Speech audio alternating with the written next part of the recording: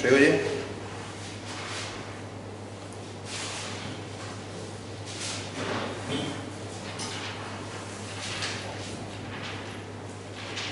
Y si prueba darle 2 veces, Noemí, al cuadro negro, a ver.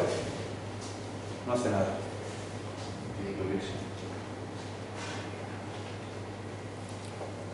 Bueno, tiene que oírse, sí. Un sonido que sale ahí. Un fragmento de una canción. Y si no, no pasa nada. Es igual, Noemí. Era un fragmento de una canción que todos conocemos, una canción muy famosa del autor Paco de Lucía, una canción pues, seguramente la más famosa de todas las que tiene, titulada Entre dos aguas. Una canción que, por cierto, improvisó, porque hacía falta una canción más para completar el disco, y le dijeron allí mismo en el estudio de grabación pues, que hacía falta una más, y él allí mismo cogió la guitarra, hizo el famoso punteo, que también le podía haber dicho a Noemí que lo hubiera tocado, pero hubiera sido un compromiso mayor todavía. Y algunos dicen que aunque bien ya tenía la canción pensada en mente, tenía algún boceto ya hecho, que él estaba pensando en el encuentro de las aguas que hay del Mediterráneo con las aguas del Atlántico, allá en el estrecho de Gibraltar. De hecho, el guitarrista Paco de Lucía es de Algeciras. Y bueno, nuestras vidas como cristianos se desarrollan dentro de esa imagen de entre dos aguas. Dale ya, Noemí, a la otra diapositiva, ¿eh? Tampoco pasa.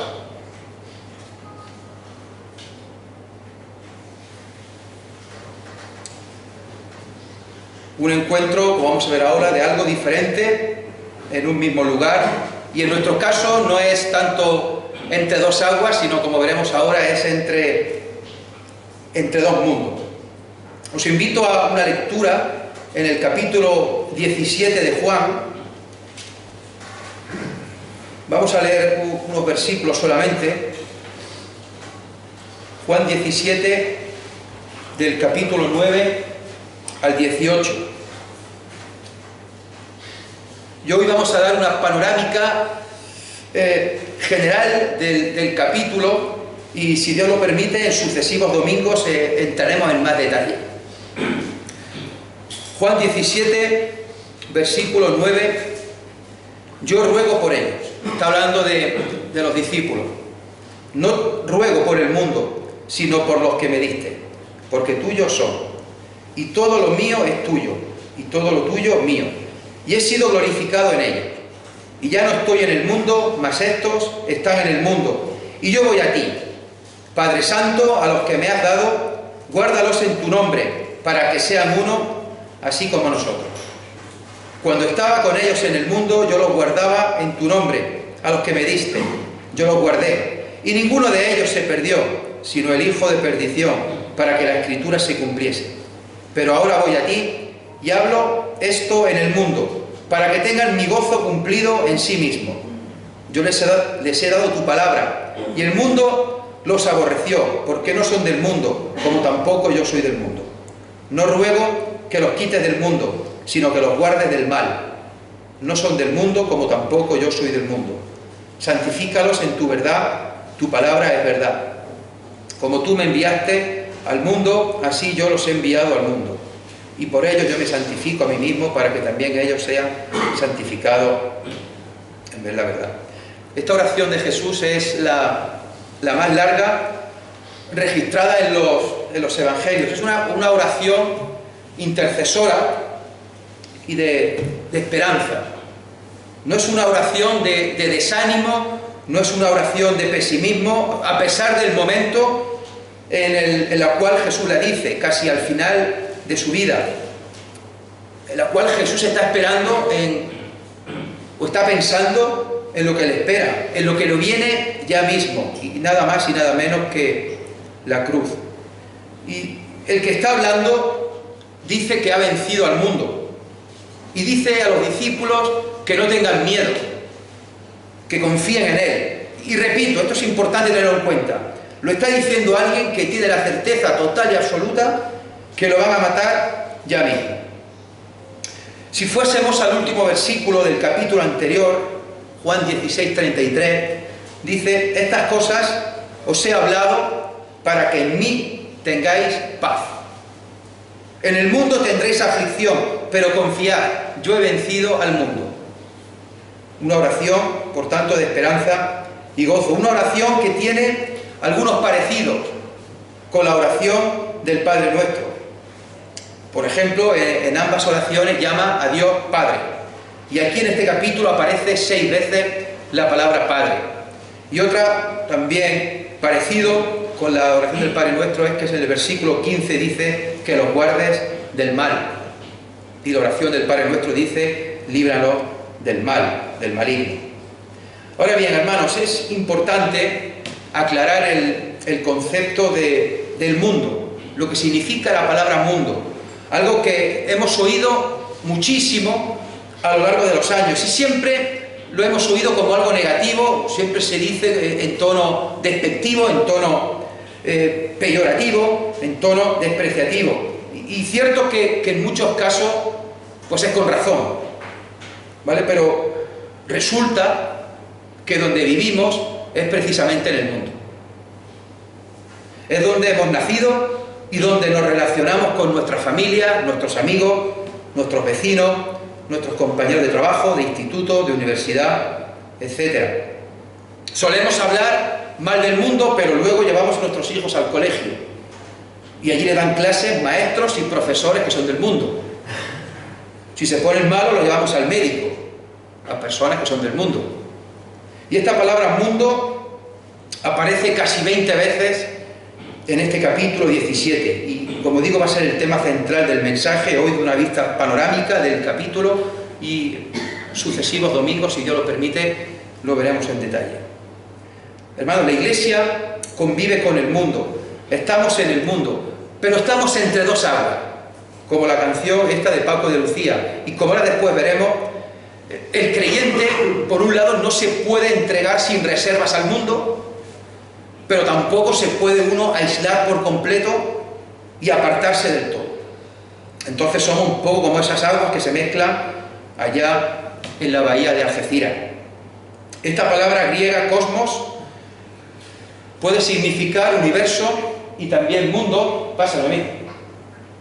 Bueno, ahí tenéis una página del Nuevo Testamento interlineal de la cueva, y veis ahí un ejemplo de la palabra griega que se traduce por mundo, y es cosmos. Y esa palabra puede significar tanto universo general, el cosmos, como en este caso se refiere también la palabra mundo. Aparece 180 veces esta palabra en el Nuevo Testamento, de las cuales 100 corresponden a escritos de Juan. Entonces de ahí la importancia, pasa otra vez, Noemí, de ahí la importancia que Juan le da a este concepto. Y otro autor que le da también muchísima importancia es Santiago. Por tanto, una palabra que hay que tener muy en cuenta. Repito, tenemos que ver entonces qué significa mundo en el Evangelio que estamos leyendo, y si es o no es lo mismo que en otros textos de la Biblia o del Nuevo Testamento. Hemos dicho que utilizamos este pasaje de Juan 17 para hablar mal del mundo, cuando el mismo Juan escribe anteriormente el versículo tan precioso que todos conocemos, que incluso algunos dicen que es la Biblia o el resumen del Evangelio en miniatura, aquel de Juan 3:16, porque de tal manera amó Dios ¿a quién? Al mundo, que ha dado a su Hijo unigénito, para que todo aquel que en él cree no se pierda, mas tenga vida eterna. Y este versículo que es obligado a hablar de él cuando se habla de Juan 17, este versículo muestra algo muy obvio, algo evidente y algo a la vez que es contundente. Muestra algo taxativo, es decir, algo que no tiene discusión alguna. Y es que de tal manera amó Dios al mundo. Y ese mundo al cual Dios amó de tal manera es el mismo que el que aparece ahora en este capítulo 17, en el cual dice Jesús: no te pido por el mundo. La explicación es sencilla. en esta oración Jesús se está centrando única y exclusivamente en los discípulos, se está pidiendo por ellos. Pero eso no significa que Jesús desprecie al mundo y por tanto que nosotros debamos hacerlo. Eso es una barbaridad. También lo veremos más adelante. Nosotros solemos disfrutar solemos distribuir el amor en función de la cercanía de las personas, que puede ir desde nuestra propia familia y podemos ir abriendo el abanico y conforme lo vamos abriendo, pues vamos queriendo menos. Primero nuestro núcleo de familia, miembros de la iglesia, amigos, vecinos, conocidos, compañeros. Y luego, de manera muy general, pues a personas pues, que no conocemos, pero quizá nos pueden inspirar compasión o simpatía. Dios no muestra, hermanos, esa cercanía o ese favoritismo, sino que Dios ama al mundo. Y me pregunto, y os pregunto, si nosotros amamos al mundo, y si es que sí, ¿de qué manera lo hacemos? Esto es una pregunta desafiante, es algo difícil de hacer, pues se trata de amar de la misma manera que a cualquier persona, de donde sea, aunque no lo conozca. Amarlo como a mis hijos, como a mi mujer o hermano de la iglesia. Dios no hace distinción en el amor, Dios ama al mundo y en cambio nosotros sí hemos aprendido que hay diferencias o que sí hay distinciones. Por lo menos yo sí lo hago, pues quiero más a mis hijos que a gente porque no pueda conocer de otro sitio. Es un desafío, un reto, si realmente decimos que somos o que queremos ser como Cristo, que nuestro modelo de vida es ser Cristo, si Cristo es nuestro modelo a seguir. Sin embargo, esto de amar al mundo no se enseña tanto. Se suele decir lo contrario: aléjate del mundo, no te mezcles con el mundo, no te contamines de las cosas del mundo. Y resulta, y lo vuelvo a repetir, que es donde vivimos, donde estudiamos, donde nuestros hijos están en el colegio, instituto, y donde trabajamos, y donde además, por si fuera poco, tenemos a mucha parte de nuestra familia y personas a las que queremos mucho o queremos muchísimo, pero que no son creyentes, pero son del mundo. Nosotros hemos nacido de nuevo, muchos de los que estamos aquí hemos nacido de nuevo, nos hemos convertido, por lo que debería haber en nosotros un amor todavía más intenso hacia los demás, un amor más auténtico, puesto que hemos experimentado el amor máximo de Dios en nuestras vidas. Pero muchas veces, en vez de tener más amor, porque hemos experimentado el amor de Dios con mayúscula, en vez de tener más perdón, porque hemos experimentado el perdón de Dios con mayúscula, seguimos haciendo la simpleza esta de despreciar y rechazar por sistema al mundo, en el cual metemos a todas las personas, así porque sí. Pues el mundo se nos sigue presentando como un lugar de pecado, de depravación, en el cual todas las personas son horribles, un lugar que hay que esquivar, incluso huir, un lugar sin valores ni principios. Pero luego resulta, hermano, que estamos viviendo en el mundo. Mi madre cuenta que ella, recién convertida ya en Vic, muy jovencita, pues que de vez en cuando iban mis abuelos de Baños de la Encina allí a Vic, y que en alguna ocasión le dijo un obrero que iba allí, que no voy a nombrar, que además ha fallecido, pues mencionaba las palabras, por ejemplo, de Lucas 14:26, y le decía: si alguno no aborrece a su padre y madre, no puede ser mi discípulo. Y le decía que tenía que rechazar a su padre y a su madre, una recién convertida, porque eran del mundo. ¡Qué barbaridad! Cuánto daño ha hecho y sigue haciendo el fundamentalismo, el literalismo excesivo y la mala interpretación de las Escrituras, textos sacados de contexto, no hacer una correcta exégesis, una correcta interpretación, que más o menos mencionaba Juanvi el otro día. Seguimos con Juan y con Santiago, que son los dos autores que más utilizan esto del mundo. Dice primera de Juan 2, 15 y 16, no améis al mundo, ni las cosas que están en el mundo. Si alguno ama al mundo, el amor del Padre no está en él. Porque todo lo que hay en el mundo, los deseos de la carne, los deseos de los ojos y la vanagloria de la vida, no proviene del Padre, sino del mundo. Y el mundo pasa y sus deseos, pero el que hace la voluntad de Dios permanece para siempre. Santiago 4:4 es todavía más duro y dice: oh almas adúlteras, ¿no sabéis que la amistad del mundo es enemistad contra Dios? La amistad del mundo es enemistad contra Dios. Cualquiera, pues, que quiera ser amigo del mundo, se constituye enemigo de Dios. Todavía hoy decimos a nuestros hijos que no tengan amigos del mundo, que no se junten con los del mundo. Y sin embargo, al día siguiente, lo repito por tercera vez, van al colegio y están muchas horas, muchos años, muchos cursos con los mismos compañeros. De nuevo, hermanos, hay que hacer una exégesis correcta. Hay que entender y hay que interpretar lo que quiere decir y lo que no quiere decir este capítulo.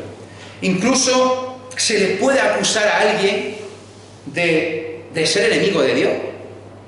Si utilizamos literalmente el versículo de Santiago, cualquiera pues que quiera ser amigo del mundo se constituye enemigo de Dios.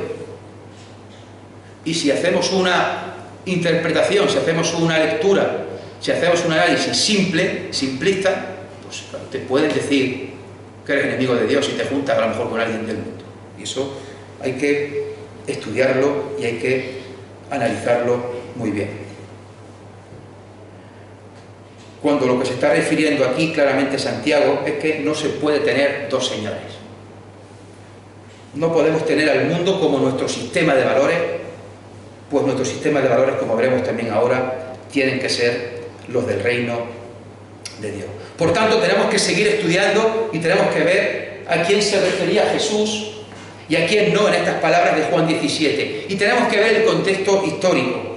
Tenemos que estudiar un poco y analizar lo que ocurría en aquella época en Israel, el caso de Israel. Y es que cuando nosotros hablamos de mundo, lo aplicamos a no creyentes. Y Jesús, sin embargo, se está refiriendo a quienes se consideran, porque así lo son, el pueblo de Dios, a los judíos, y les aplica la idea de mundo. En el caso de Israel, la religión impregnaba todas las áreas de la vida. A pesar de estar bajo un imperio sometido, el imperio romano, que no creían en lo mismo. Los judíos creían en un solo Dios y los romanos querían un montón de dioses. Pero en este aspecto los romanos dejaban libertad a cada pueblo que adoraran sus propios dioses siempre y cuando reconocieran la deidad de César. Para los judíos la religión lo era todo, no solo lo espiritual. La religión también formaba parte de su vida práctica, era algo material, de su vida cotidiana. La manera de comer tenía un ritual. Los alimentos, unos se podían comer y otros no se podían comer. La forma de relacionarse entre ellos, la manera de educar a los hijos, la forma de tratar a los trabajadores y a los pobres, la manera de tratar a las mujeres e incluso a los esclavos. Había un Dios y una ley que era la que establecía cómo el pueblo se debía de relacionar entre sí y cómo se debía de relacionar con Dios. La ley marcaba una relación a nivel horizontal entre ellos y vertical con Dios. Y aún así, Jesús se refiere a esa sociedad establecida de esa manera como mundo. Y no precisamente para hablar bien, porque tampoco nos equivoquemos, Jesús no está hablando bien del mundo. Él dice que no es del mundo, a pesar de haber nacido en esa misma tierra. Él dice que los discípulos no son del mundo, a pesar de haber nacido en la tierra. Y nos está diciendo a nosotros que no somos del mundo, a pesar de haber nacido en la tierra. A ninguno de los que estamos aquí, a ninguno, se nos ocurriría decir que la Iglesia, los que estamos hoy aquí, somos el mundo. Lógicamente no lo decimos, ni lo pensamos, y yo soy el primero que no lo dice, claro está. Sin embargo, Jesús llamó mundo a la flor y nata de Israel de aquella época, al sistema establecido por escribas y fariseos, aquellos que deformaban la ley de Dios y oprimían al pueblo. Y en definitiva, porque para unos era mucho más importante la literalidad de la ley que la misericordia. Para estas personas era mucho más importante la pureza de lo exterior y determinaba con su criterio, con su superioridad moral, lo que estaba bien y lo que estaba mal. Dictaminaban quién era digno de acercarse a Dios y quién no era digno de acercarse a Dios. No olvidemos que son los principales líderes religiosos del pueblo de Dios los que matan a Jesús, los que planean todo para acabar con él. Son los principales líderes religiosos de Israel los que luego persiguen a la iglesia primitiva.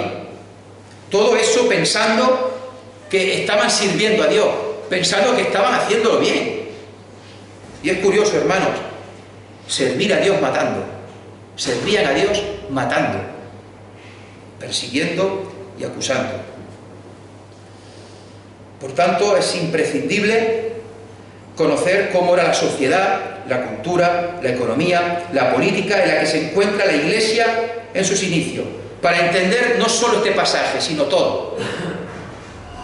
De lo contrario, estaríamos sacando de contexto el texto que estamos leyendo y estaríamos interpretando desde hoy lo que pasó hace 2000 años y no lo entenderemos en su justa medida o directamente lo entenderemos mal.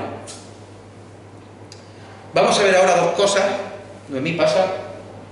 En primer lugar, ¿quiénes somos? Entonces, a ver si nos entendemos. Antes pertenecíamos al mundo, ahora ya no pertenecemos al mundo, pero en cambio vivimos en el mundo y además somos enviados al mundo en el que ya estamos, pero al mundo que no pertenecemos. Aunque he hecho a propósito un galimatías, en realidad no lo es y es fácil de explicar. En todo este capítulo veremos que una de las cosas más importantes es que hay una cuestión de pertenencia. Hay una cuestión de pertenencia. Hermanos, ¿de quién somos? Somos de Dios. Pertenecemos a Dios. Somos de Jesús. Y somos de Dios en el sentido de ser y en el sentido de pertenencia. Y el que está hablando es Dios. Y esto es muy importante, matizarlo. El que está diciendo la oración es Jesús. No es que seamos nosotros los que nos ponemos en ese sitio. No soy yo el que dice que yo soy de Dios, pero estoy en el mundo. Es Dios el que habla.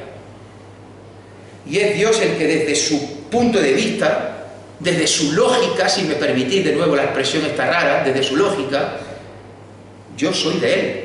Yo le pertenezco a Él. Yo soy su hijo. Tú eres de Él. Los que hemos creído somos de Él.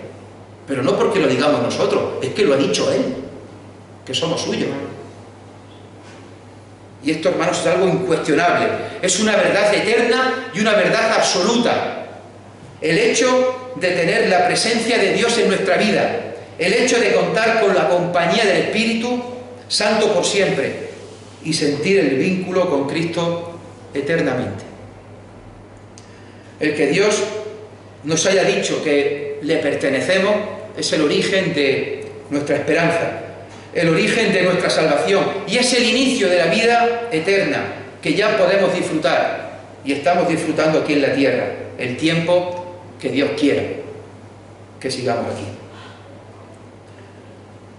Pero aunque somos de Dios, estamos en el mundo.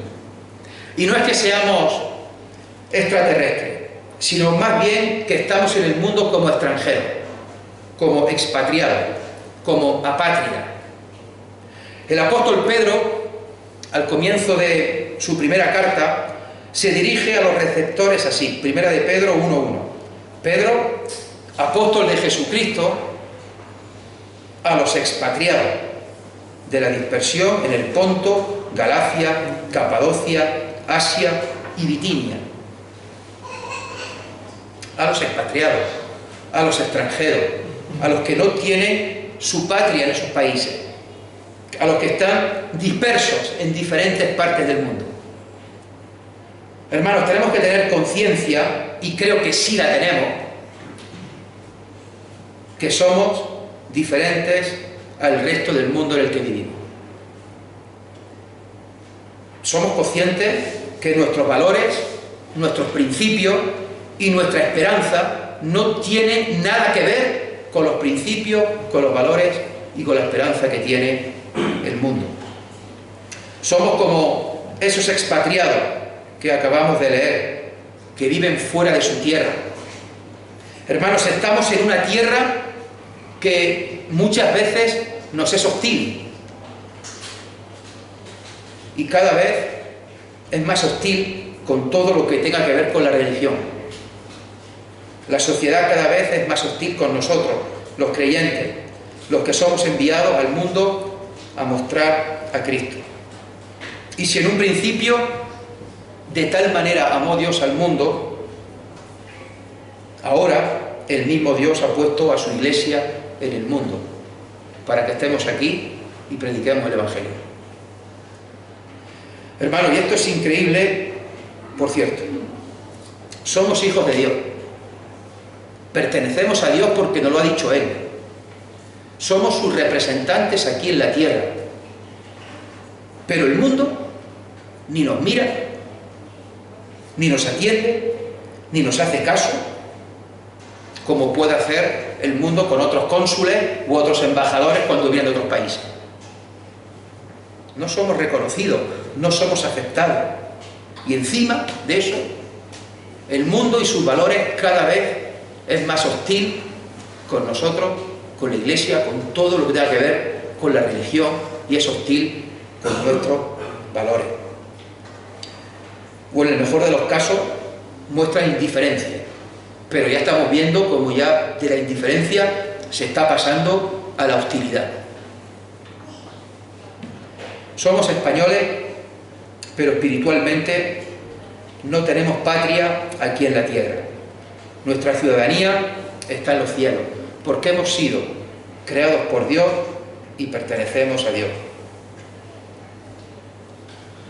Somos nosotros mismos. Diremos, vaya tontería. Las personas de nuestro alrededor no nos identifican porque seamos más guapos,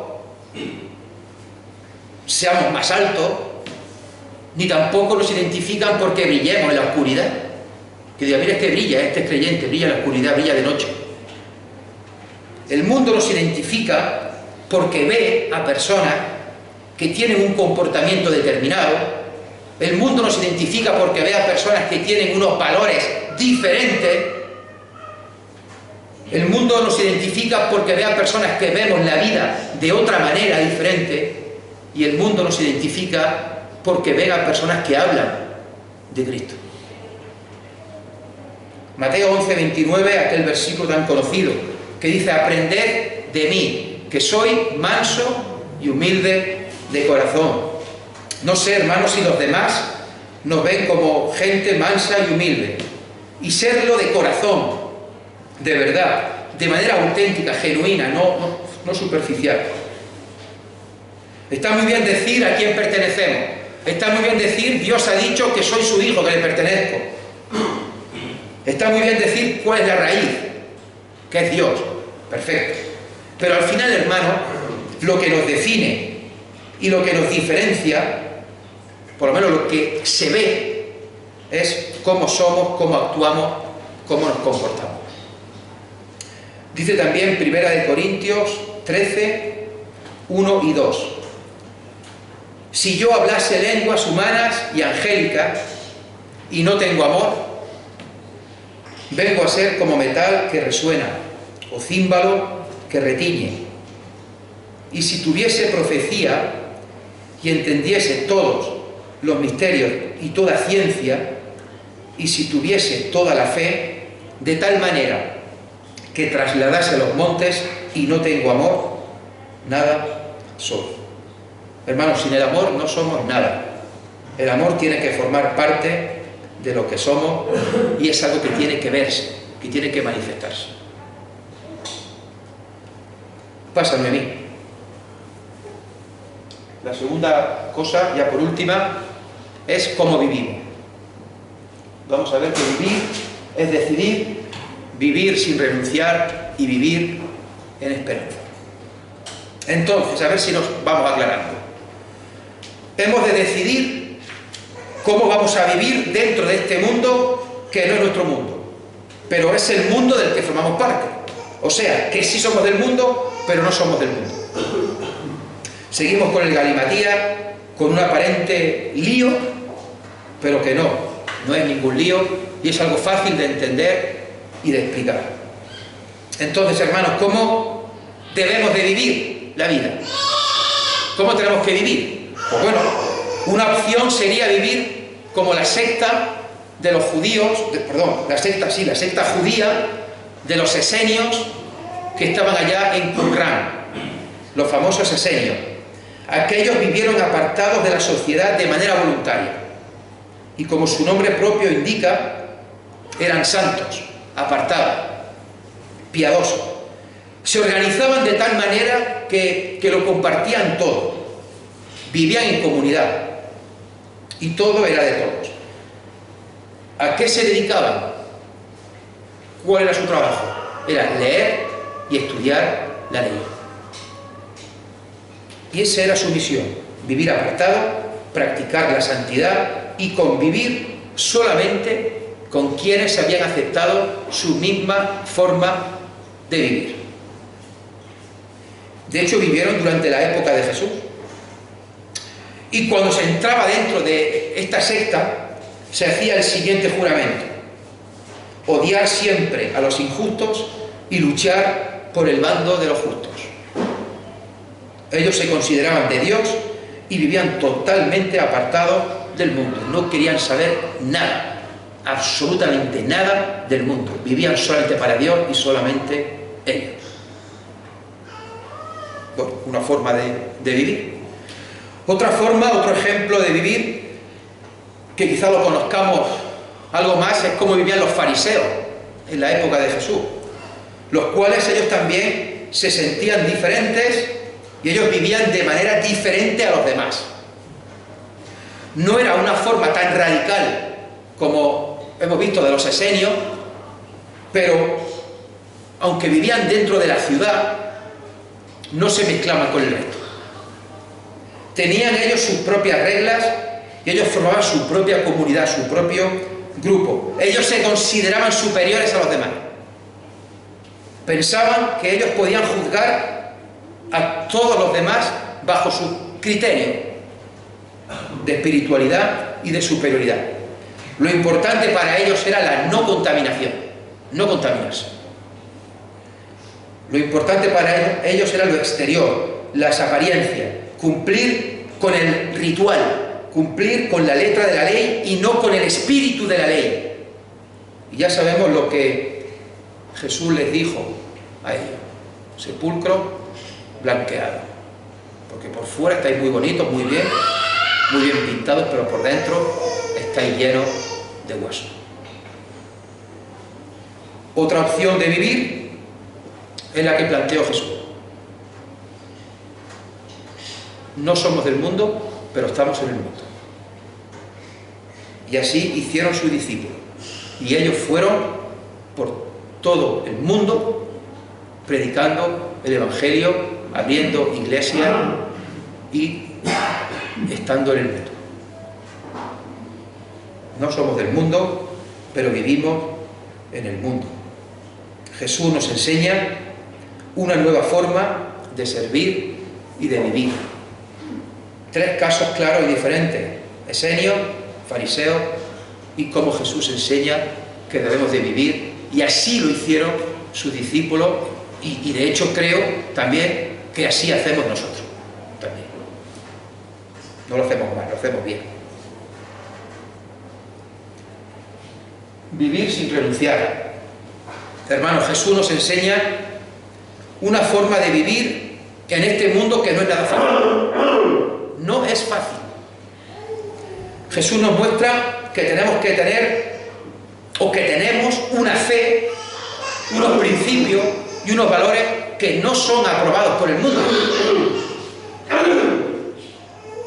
Es más, nuestros principios, nuestra fe, son contrarios muchas veces a los principios y valores del mundo. Pero hermano, hemos decidido vivir en el mundo y estamos aquí en el mundo. No nos vamos a ir a una comunidad ahí fuera, vamos a abrir una secta y vamos a estar solamente nosotros. Estamos en el mundo. Queremos vivir de manera que podamos ser de bendición y de ayuda a los demás, al mundo. Queremos ser la luz del mundo y la sal de la tierra.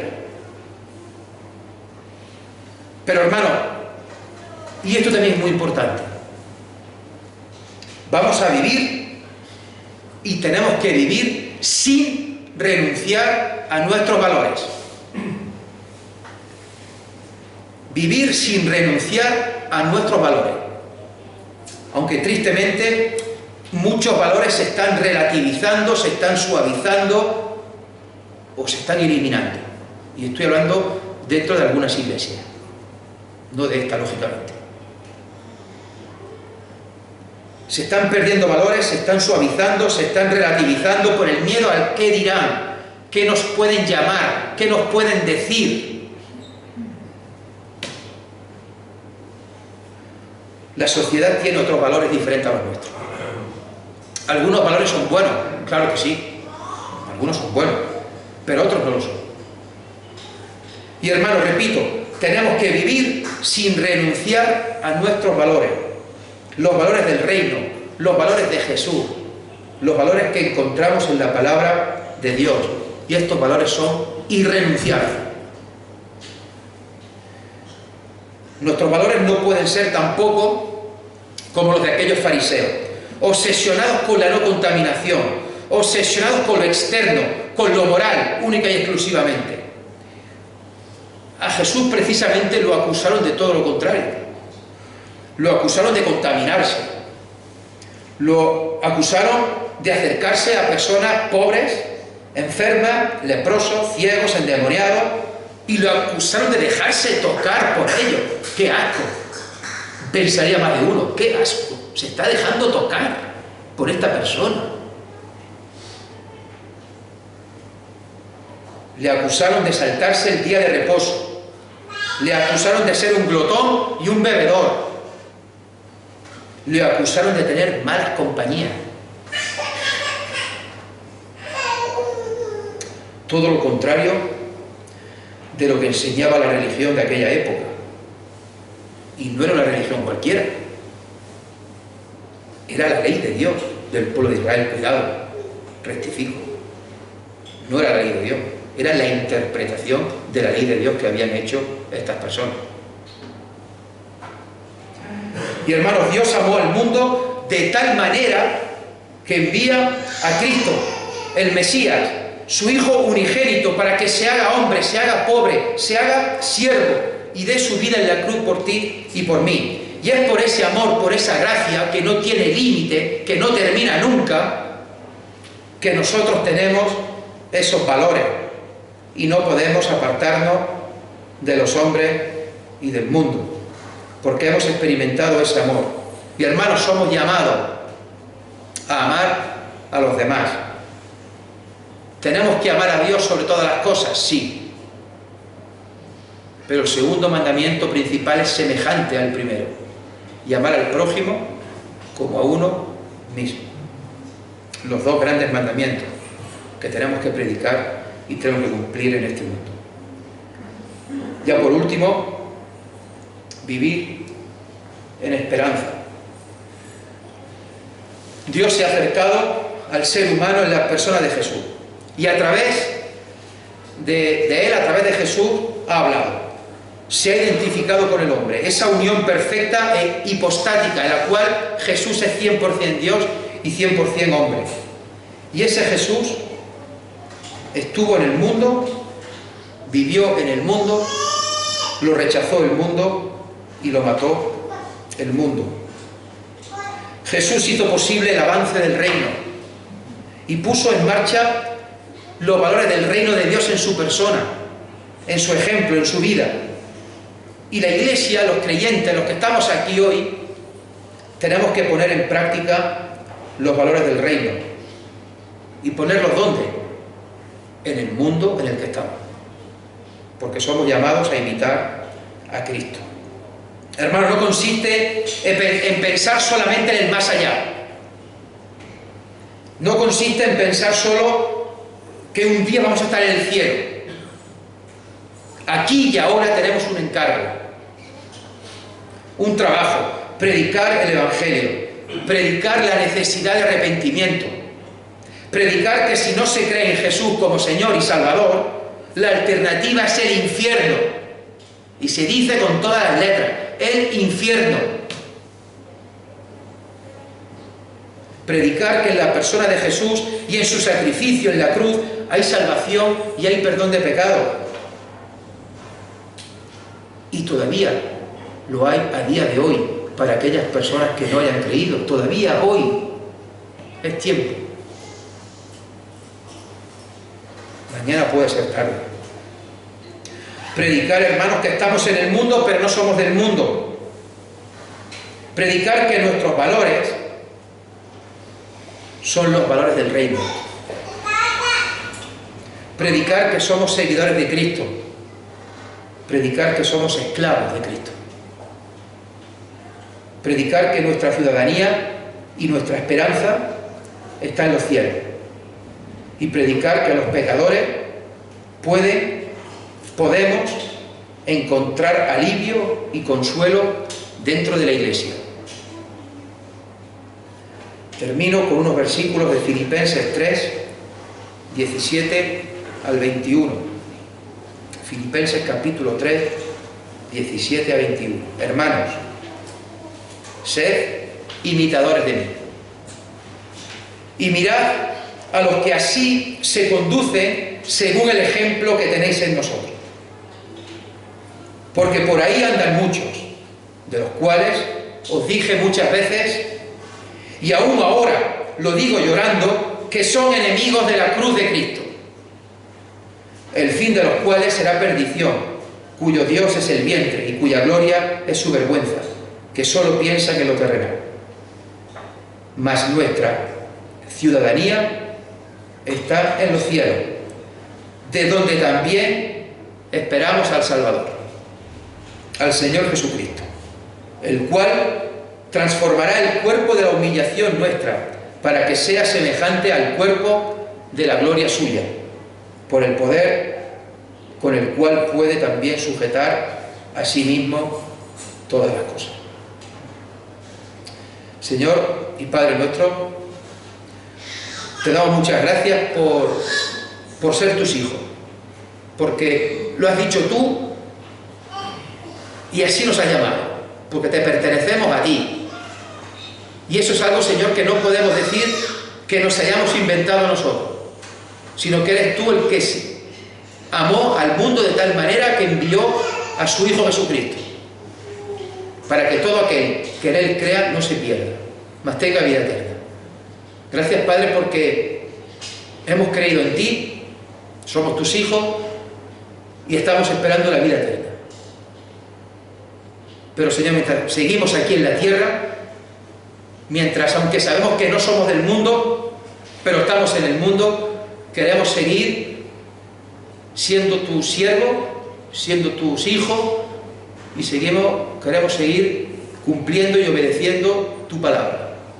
Y aquí, Padre, tenemos un encargo, y es predicar el Evangelio, ser luminares en el mundo, ser luz y sal de esta tierra, de este mundo que va a la deriva. Danos, Señor, sabiduría para entender tu palabra, que nos alejemos de malas interpretaciones, que nos alejemos de simplismo, que nos alejemos de fundamentalismo que pueden hacer mucho daño. Danos sabiduría, danos conocimiento, aumentanos la fe, danos discernimiento para poder crecer, poder estudiar y poder seguir pareciéndonos cada día más y más en Cristo. Danos, Señor, también humildad. Gracias, Padre, por tu palabra.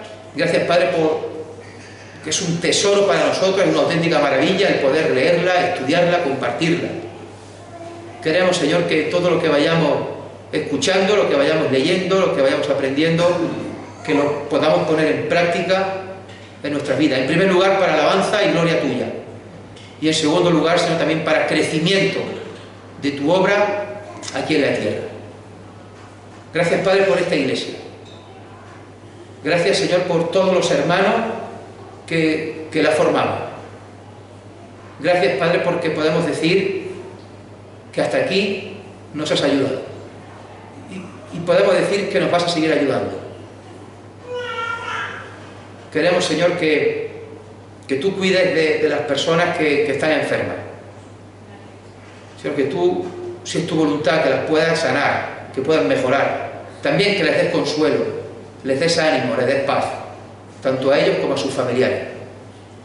Los que estén fríos en la fe, Señor, que tú puedas con tu espíritu darles esa llama de fuego para que puedan volver a la iglesia. Y aquellas personas, aquellos familiares que venían y han dejado de venir, o que no han venido, y que hemos hablado del Evangelio muchas veces. Señor, también podamos tener paciencia y podamos tener sabiduría para dirigirnos a ellos de la manera correcta. Queremos, Señor, que nos sigas bendiciendo, que nos sigas ayudando y que, sobre todas las cosas, sigamos siendo personas, familias, iglesias que tengan puestos los ojos en Jesús, el autor y el consumador de nuestra fe. A ti sea la gloria y la honra, en el nombre de Jesús. Amén.